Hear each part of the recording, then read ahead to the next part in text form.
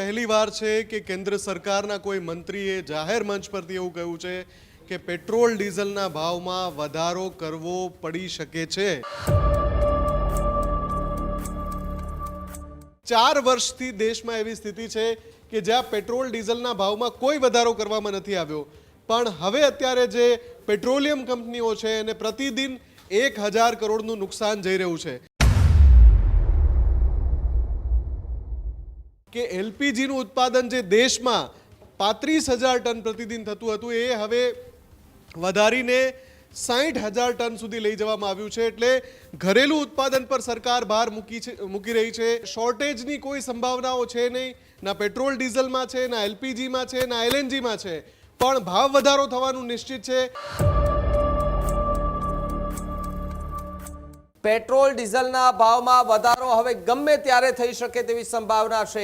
દેશમાં ઈંધણના જથ્થામાં કોઈ શોર્ટેજ ન હોવાની વાત પણ હરદીપસિંહે કરી છે। ભારત પાસે 45 દિવસનો એલપીજીનો જથ્થો ઉપલબ્ધ છે તેવી પણ વાત હરદીપસિંહે કરી છે।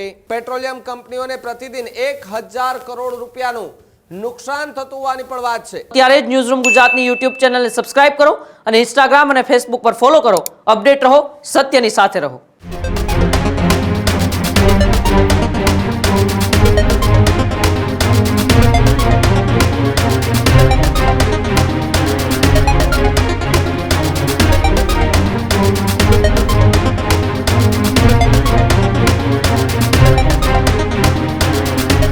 કેન્દ્ર સરકારના મંત્રી છે તેમણે ભાવ વધારાના સંકેતો આપ્યા છે।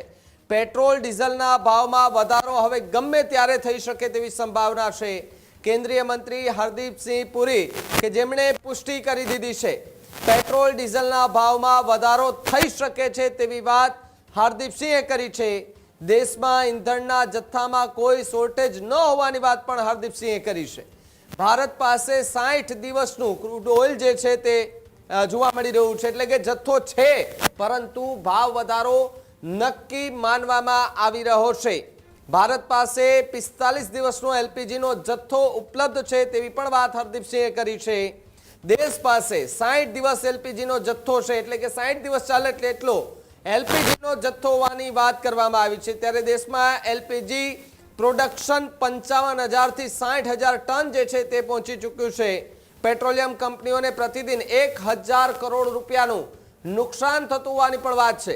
તો બીજી તરફ આ ત્રિમાસિક ગાળામાં ઈંધણમાં 1 લાખ કરોડનું નુકસાન થયું હોવાની વાત એ હાલ જે છે તે સામે આવી રહી છે। મુફદ્દલ ન્યૂઝરૂમથી જોડાયા છે। મુફદ્દલ, જે રીતે આપણે 1 મહિનાથી લગાતાર ચર્ચાઓ કરી રહ્યા હતા, પેટ્રોલ ડીઝલ અને ઈંધણના જે ભાવની અંદર વધારાને લઈને વાત કરી રહ્યા હતા, જો કે સરકારમાંથી એવા નિવેદનો આવી રહ્યા હતા કે અત્યારે કોઈ એવી સ્થિતિ છે નહીં કે ભાવ વધારો થઈ શકે, પરંતુ એક એવો સંકેત હરદીપસિંહ પુરીએ આપ્યો છે કે આવનારા સમયમાં એટલે કે ટૂંક સમયમાં જ ભાવ વધારો જે છે તે થઈ શકે તેવી સંભાવના છે। બિલકુલ, આ પહેલી વાર છે કે કેન્દ્ર સરકારના કોઈ મંત્રીએ જાહેર મંચ પરથી એવું કહ્યું છે કે પેટ્રોલ ડીઝલના ભાવમાં વધારો કરવો પડી શકે છે। આ જ વાત ન્યૂઝરૂમ છેલ્લા કેટલાક સમયથી પ્રમાણભૂત અહેવાલોને ટાંકીને કહી રહ્યું હતું કે પેટ્રોલ ડીઝલમાં ભાવ વધારો થશે અને એ વધારો 5 રૂપિયાથી માંડીને 10 રૂપિયા પ્રતિ લીટર પહેલા તબક્કામાં હોઈ શકે છે। હવે આ હરદીપસિંહ પુરી જે કેન્દ્રીય મંત્રી છે એમણે જે નિવેદન આપ્યું, એમણે કહ્યું કે 4 વર્ષથી દેશમાં એવી સ્થિતિ છે કે જ્યાં પેટ્રોલ ડીઝલના ભાવમાં કોઈ વધારો કરવામાં નથી આવ્યો, પણ હવે અત્યારે જે પેટ્રોલિયમ કંપનીઓ છે એને પ્રતિદિન 1000 કરોડનું નુકસાન જઈ રહ્યું છે। ભાવિક, આ અહેવાલ પણ આપણે થોડા સમય પહેલાં જ બતાવ્યો હતો કે પેટ્રોલિયમ કંપનીઓને પ્રતિદિન 1000 થી 1500 કરોડનું નુકસાન જઈ રહ્યું છે। હવે કેન્દ્રીય મંત્રીએ પણ એ વાતની પુષ્ટિ કરી છે। સાથે જ એમણે બહુ મોટી વાત એ કરી છે કે એલપીજીનું ઉત્પાદન જે દેશમાં 35,000 ટન પ્રતિદિન થતું હતું એ હવે વધારીને 60,000 ટન સુધી લઈ જવામાં આવ્યું છે। એટલે ઘરેલું ઉત્પાદન પર સરકાર ભાર મૂકી રહી છે, ક્રૂડ ઓઇલના વિકલ્પો પર સરકાર ભાર મૂકી રહી છે, ઈંધણની આપૂર્તિ માટે સરકાર ભાર મૂકી રહી છે। એટલે કે શોર્ટેજની કોઈ વાત નથી। અહીંયા સૌથી મહત્વના સમાચાર એ છે કે પેટ્રોલ, ડીઝલ, એલપીજી, એલએનજી બધામાં સરકાર પાસે પુરવઠો છે। ક્રૂડ ઓઇલનો પુરવઠો જે રીતે કેન્દ્રીય મંત્રીએ કહ્યું 60 દિવસનો છે, એલપીજીનો જે પુરવઠો છે 45 દિવસ સુધી ચાલે એટલો સરકાર પાસે છે, અને જે ઘરેલું ઉત્પાદન થાય છે અને બહારથી મગાવાય છે અલગ। તો આ રીતે શોર્ટેજની કોઈ સંભાવનાઓ છે નહીં, ના પેટ્રોલ ડીઝલમાં છે, ના એલપીજીમાં છે, ના એલએનજીમાં છે, પણ ભાવ વધારો થવાનું નિશ્ચિત છે. એમણે કહ્યું કે ભાવ વધારાની શક્યતાનો હું ઇનકાર નથી કરી રહ્યો. એટલે હવે એ સ્તર ઉપર આપણે પહોંચી ગયા છે. એ સમય આવી ગયો છે કે જ્યારે લગભગ 4 વર્ષના લાંબા ગાળા બાદ જે કેન્દ્રીય પેટ્રોલિયમ કંપનીઓ છે એ પેટ્રોલ ડીઝલ સહિતના જે ઈંધણ છે એના ભાવમાં વધારો કરી શકે છે. સૌથી મોટો સવાલ એ પૂછાઈ રહ્યો છે કે જો વધારો કરવામાં આવશે તો કેટલો વધારો કરવામાં આવશે. જો જે આંકડા અને અહેવાલો આપણી પાસે આવી રહ્યા છે એ અનુસાર, પ્રમાણભૂત માધ્યમ અનુસાર 25 રૂપિયા જેટલી અત્યારે ખોટ પ્રતિ લીટર પેટ્રોલિયમ કંપનીઓને જઈ રહી છે. કેન્દ્રીય મંત્રીએ પોતાની વાતમાં એ પણ ટાંક્યું કે પેટ્રોલિયમ કંપનીઓનો લોસ ત્રિમાસિક ગાળામાં 1 લાખ કરોડ સુધી પહોંચી ગયો છે. એટલે આ ખૂબ મોટો આંકડો છે ભાવિક. 1 લાખ કરોડ રૂપિયાનું નુકસાન પેટ્રોલિયમ કંપનીઓ સહી રહી છે. સરકાર એને લોકો સુધી નથી પહોંચવા દઈ રહી. પણ અત્યારે પરિસ્થિતિ એવી બની ગઈ છે કે જો ક્રૂડ ઓઇલની આપૂર્તિ જે અત્યારે પણ પહેલાં જેવી નથી, ઈરાન અમેરિકા યુદ્ધના પછીના સ્તરે જે ક્રૂડ ઓઇલની આપૂર્તિ બાધિત થઈ છે, એ જો એવી જ રીતે આગળ પણ સમયમાં રહ્યું તો એ નિશ્ચિત છે કે પેટ્રોલિયમ કંપનીઓ હવે વધારે નુકસાન સહન નહીં કરી શકે. પેટ્રોલ અને ડીઝલમાં પ્રતિ લીટર 25 રૂપિયા જેવો વધારો કરવાની નોબત આવી શકે છે, પણ એ તબક્કાવાર હોઈ શકે છે. પહેલા તબક્કામાં પેટ્રોલ અને ડીઝલમાં પ્રતિ લીટર 5 થી 10 રૂપિયાનો વધારો સંભવ છે. એ જ રીતે ઘરેલું રાંધણ ગેસ છે એમાં પણ તબક્કાવાર વધારો થઈ શકે છે.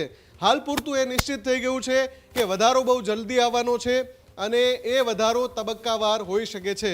પણ એની સાથે સાથે એ બાબત પણ આપણે કહેવી પડે કે આટલો મોટો દેશ હોવા છતાં અને આટલી માત્રામાં રોજનો વપરાશ હોવા છતાં પેટ્રોલ, ડીઝલ કે રાંધણ ગેસના પુરવઠામાં કોઈ કમી નથી. સરકારે કહ્યું કે પુરવઠો પૂરતી માત્રામાં છે. ભાવિક,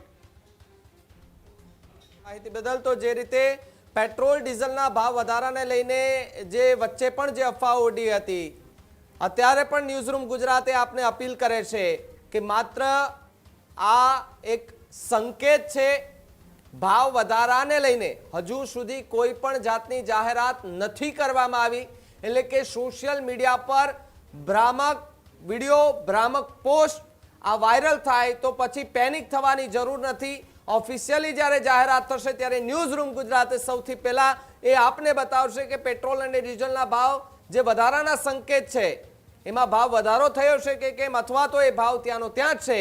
એ તમામે તમામ અપડેટ જે છે તે અમે તમને એ આપતા જ રહેવાના છે. પરંતુ સોશિયલ મીડિયા પર ફેલાતી જે અફવાઓ છે એ અફવાઓમાં નથી આવવાનું. ફરી એકવાર આપણે એવી લાઈનોમાં ન ઊભું રહેવું પડે એટલા માટે આપણે એવી કોઈ પણ જાતની અફવામાં નથી આવવાનું, જેથી કરીને લોકો જે બીજા છે, સામાન્ય લોકો છે, એ પેનિક ન થાય, એમને એ ચિંતા એમના ઘરમાં ન થાય, ચિંતા એવી પેદા ન થાય કે આજે પેટ્રોલનો ભાવ વધી જશે તો આજે આપણે બધા પુરાવી લઈએ, કાલે પેટ્રોલનો ભાવ વધી જશે તો આજે આપણે ટાંકીઓ ફૂલ કરાવી લઈએ. એવી કોઈ પણ વાતોમાં આપણે આવવાની જરૂર નથી. જ્યારે જાહેરાત થશે ત્યારે સંપૂર્ણ વિગત સાથે અમે આપને એ વાત અને સમાચાર જે છે તે એ બતાવીશું. અને અત્યારે તો હાલ માત્ર ને માત્ર સંકેતો જે છે તે દેખાઈ રહ્યા છે, પરંતુ હાલ ભાવ એ સ્થિર છે. ભાવ જે રહ્યા છે ત્યાંના ત્યાં જ છે. હવે જોવાનું રહ્યું કે આગામી સમયમાં પેટ્રોલ અને ડીઝલના ભાવમાં કેટલો વધારો આવે છે.